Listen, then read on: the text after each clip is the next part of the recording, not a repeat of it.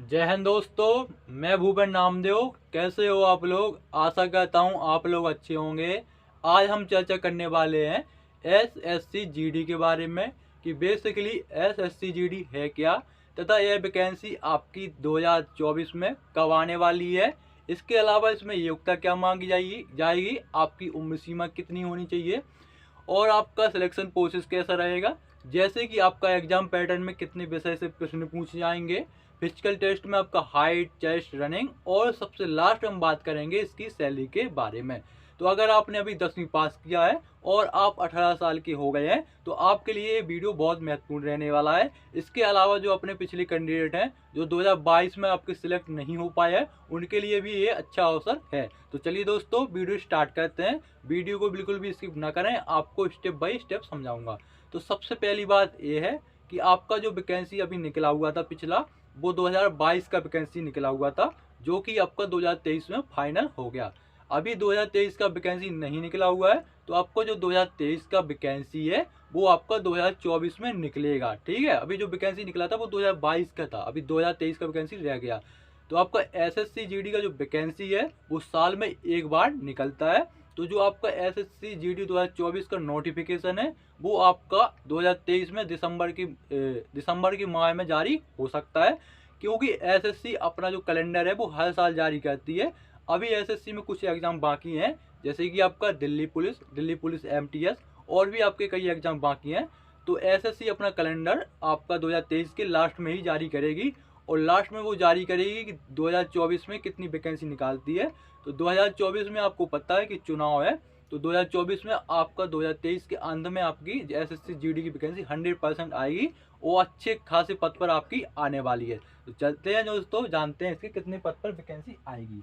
सबसे पहले मैं बता दूं इसमें योग्यता क्या होनी चाहिए कि आप एसएससी जीडी के लिए अप्लाई कर सकते हो। तो इसमें सिंपल आपकी 10वीं पास होना चाहिए, इससे और कोई आपकी योग्यता नहीं मांगते हैं। इसके अलावा आपकी जो उम्र होना चाहिए, आपकी एज होना चाहिए वो 18 से 23 साल होनी चाहिए। इसके अलावा एज में अगर आपको छूट चाहिए तो अगर आप ओबीसी कैंडिडेट हो तो आपको दी जाएगी 3 साल की छूट। अगर आप एससी और एसटी कैंडिडेट हो तो आपको मिलेगी 5 साल की छूट। अब बात करें आपकी वैकेंसीज के बारे में कि कितने पद पर आपकी ये वैकेंसी आएगी। तो टोटल जो आपके पद बता रहे, टोटल नहीं कह सकते, इसके आसपास कह सकते हैं, क्योंकि आपका जो 2024 में वैकेंसी आना वो अच्छी खासी वैकेंसी आएगी, कम नहीं आएगी। तो 80,000 प्लस मान के आप चलिए कि आपकी वैकेंसी 80,000 प्लस पद आने वाले हैं, क्योंकि आपके सीआरपीएफ में ही 2 लाख पद खाली हैं। तो इसके अलावा आपकी और बीएसएफ में भी बहुत सारे आपके पद खाली हैं। तो आपकी वैकेंसी 80,000 प्लस आने की संभावना है। अब एक चीज़ और आपको बता देते हैं, आप जो कैंडिडेट 10वीं पास किए हैं और उनको नहीं पता कि एसएससी जीडी होता क्या है, तो मैं आपको बता दूं एसएससी जीडी आपका नेशनल लेवल यानी राष्ट्रीय लेवल का एग्जाम होता है, जिसमें आपका जो भारत की आपकी सेंट्रल पुलिस है, आपकी सेंट्रल रिजर्व पुलिस है, जो कि आपकी जैसे BSF, CISF, ITBP, Assam rifle, SSB, इसके अलावा आपका एसएसएफ, एनसीसी में एनसीबी जो कि आपका नार्कोटेक्स डिपार्टमेंट होता है, बीएसएफ यानी बॉर्डर सिक्योरिटी फोर्स, सीआईएसएफ यानी सेंट्रल इंडस्ट्री सेफ्टी फोर्स और एसएसबी यानी सशस्त्र सीमा बल और असम राइफल। इसमें आपका जीडी के पद पर आपकी वैकेंसी निकलती है, जीडी यानी जनरल ड्यूटी। तो इसी के लिए आपका एसएससी कंडक्ट कराता है और जीडी की वैकेंसी उसमें भरी जाती है। ठीक है, अब बात करें आपकी एप्लीकेशन फीस के बारे में। तो इसमें अगर आप जनरल, ओबीसी, ईडब्ल्यूएस कैंडिडेट हैं तो आपको लिए जाएंगे 100 रुपये। अगर आप एससी, एसटी या फीमेल कैंडिडेट हैं तो आपको 1 भी रुपये नहीं देना है। अब बात करेंगे आपके ऑनलाइन डेट के बारे में। तो जैसे कि मैं पहले ही बताया, आपकी जो ऑनलाइन डेट है वो आपकी जनवरी से लेकर आपकी फरवरी 2024 में आपके फॉर्म अप्लाई होने लगेंगे और आपका जो नोटिफिकेशन है वो 2023 में आपका दिसंबर माह में जारी हो जाएगा। ठीक है, सो कंफर्म मान सकते हैं। अब बात करें आपके सिलेक्शन प्रोसेस के बारे में। तो सिलेक्शन प्रोसेस में सबसे पहले होगा आपका एग्जाम, उसके बाद आपका फिजिकल टेस्ट और मेडिकल के बाद में सबसे लास्ट में आपका होता है डॉक्यूमेंट वेरिफिकेशन और सबसे लास्ट में आपका फाइनल मेरिट लिस्ट आ जाता है। ठीक है, तो समझते हैं इसके एग्जाम पैटर्न के बारे में। ये आपका 2022 का एग्जाम पैटर्न है, 2023 का जैसा बनाते हैं कह नहीं सकते, क्योंकि आपका एग्जाम पैटर्न सेम अलग रहता है, क्योंकि 2021 में अलग था और 2022 में अलग था, और क्या पता इस साल भी अलग कर दें, कोई कंफर्म नहीं है। तो पिछले साल का अपन समझते हैं।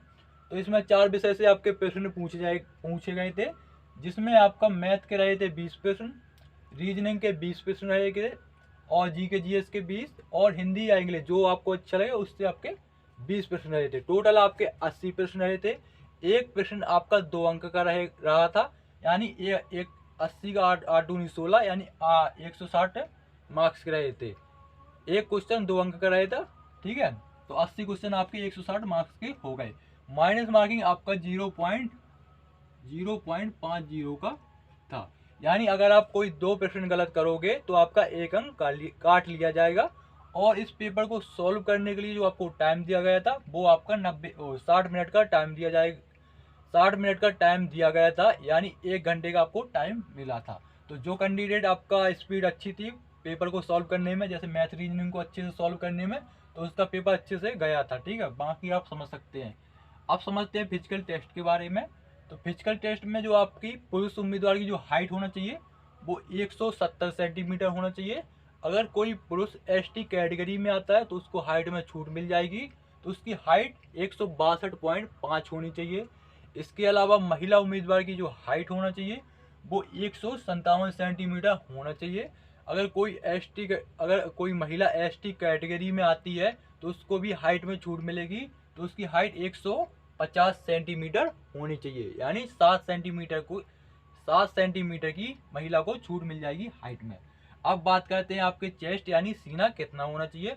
तो आपका जो चेस्ट होना चाहिए वो बिना फुलाए, यानी सिंपल ऐसे खड़े हो जाना है, बिना फुलाए आपका 80 सेंटीमीटर होना चाहिए, और 5 सेंटीमीटर आपको ऐसे फुलाना है। तो आपका जो चेस्ट होना चाहिए वो 80 से 85 सेंटीमीटर होना चाहिए, और 5 सेंटीमीटर आपका चेस्ट का फुलाव आना चाहिए।